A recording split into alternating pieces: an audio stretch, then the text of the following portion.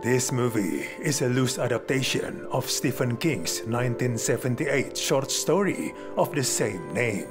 It tells a story about Will Harper, a therapist whose wife recently died in a car accident.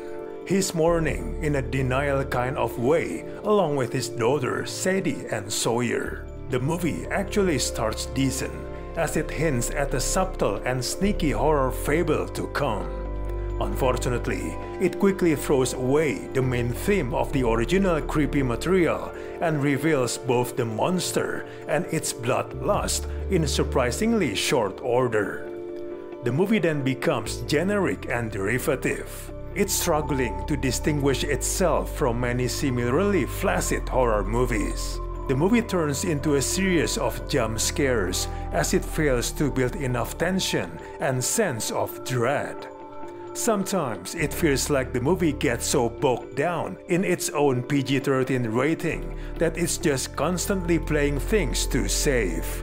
In terms of story, the movie suffers from a thin story that often feels like it's spinning its wheels to delay the final showdown. The family dynamic between Will and his two daughters, which makes up the bulk of the film, barely evolves until the final sequence. The original short story is pretty straightforward, so you can imagine the difficulties to stretch the story to future film length without suffering. So it's only expected that the story becomes unnecessarily padded, as there are sequences the movie would have been better off without. The monster design is decent, but you cannot help but feel that when you see it, the movie becomes less interesting and less scary.